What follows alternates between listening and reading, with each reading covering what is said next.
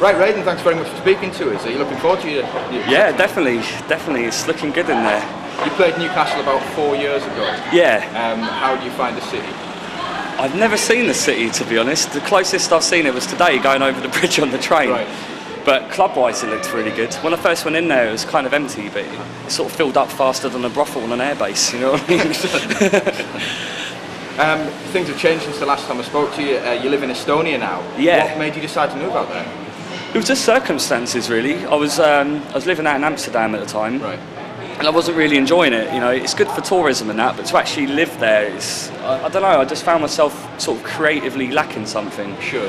And I was doing a tour, and Alex from Mutated Forms was taking me around, and he just put the idea in my head. Right. 3 weeks later, I was out there, and I just settled in basically. And I don't know. I've always liked Eastern Europe. I like the vibe out there. It's a bit more moody, and yeah, I don't know. I just made a home out of it basically. I was going to say, how does it compare to England? Do you miss living here? To be honest with you, not at all. Right. I find England's a very, very stressful place to live. There's a lot of stress on you. And Estonia, for me personally, my life is a lot easier. I don't have the stresses and strains. And I think England's changed a lot in the last 4 years. Like everything that was traditionally English and what you were proud to be British about, it seemed to have gone. Right. This whole kind of like pop mediocrity and banality has seemed to have taken over the culture here. Yeah. I come here and I see all these famous people. I'm like, never heard of them. What do they do? You know, and like they don't actually do anything. Oh, okay. Do you think the events are different over there? Over where? In Estonia, compared to England, would you say they're different? The events are definitely different. They don't have the same history in the music. I mean, obviously the history of our dance music goes right back to the beginning, you know, to Jimmy Savile and all those guys. But whereas their dance music scene started sort of late 90s, and obviously due to collapse of the Soviet Union and that, I think they're making up for a lot of lost time. Right. When like Tallinn, for example, it's got 400,000 population, and you get parties up to 10,000 people. Right, that's big. Yeah, and you go on the tram and you can hear there's drum and bass on people's headphones. You know, even when I'm walking around now, I get spotted in the street and all that. This is really weird. Excellent. But it's fallen foul to the subgenre stuff now. Yeah. So everything's so broken up. You know, people go to drum funk, people go to drum funk nights. Yeah. Jump up, people go to jump up nights, and that's kind of diluted the scene a little bit. It's still there, but it's completely fragmented. Right. Okay, so the label Off Key is doing really well at the moment, it seems to be.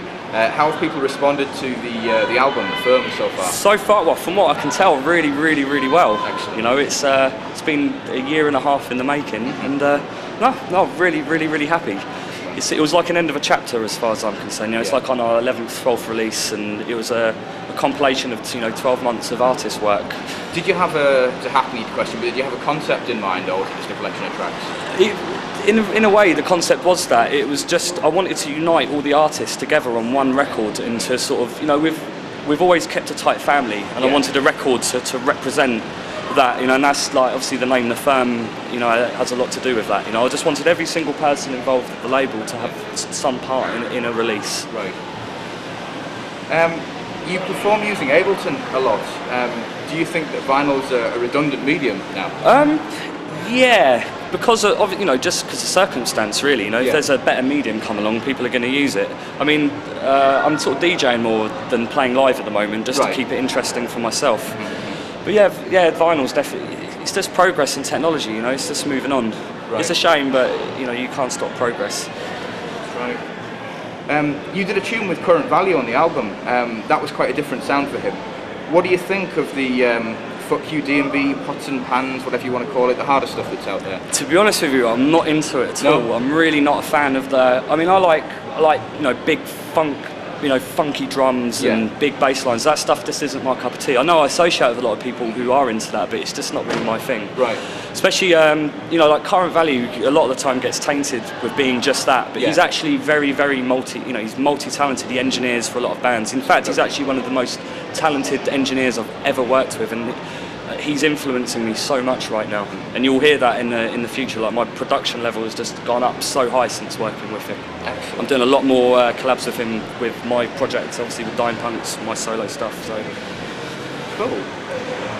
The first tune that I bought that was by you was Falling on Renegade Hardware.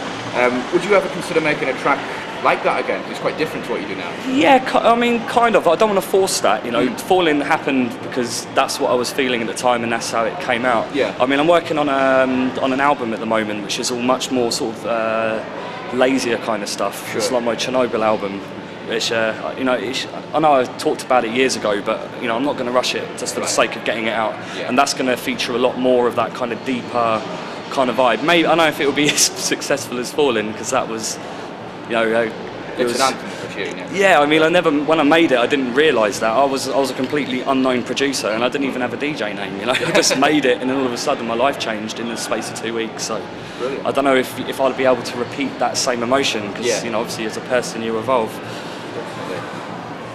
You've been opening a couple of your recent sets, including the Dogs on Acid mix, with a very distinctive vocal sample. Where's that taken from? Oh, it's from this crew called White House from Edinburgh. It's basically these two old guys who just scream. One guy screams into a microphone, and another one makes a load of white noise. And I just really want to bring loads of different ideas and textures into my sets, basically. And White House is always coming with some absolute craziness. Certainly sets the tone. The last recession saw the birth of rave music and subsequently drum and bass. Considering how things are at the moment economically, do you think we're on the brink of a new movement or a genre? I don't really know. Like, I don't know. I think the younger kids are so more like narcissistic these days. Yeah. You have a lot more choice in what you can do. Whereas before, everyone kind of united around one thing. I can't see so many people uniting into one thing at the moment. Right. I don't know why, but I just can't see everyone coming together on one thing.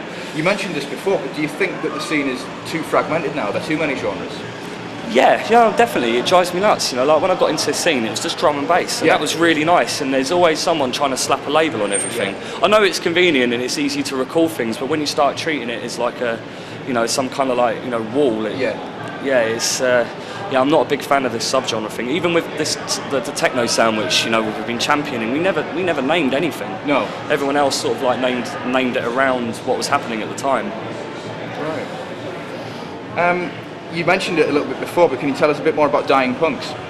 Yeah, it was basically a project between me and a techno producer called Dean Rodell. Right.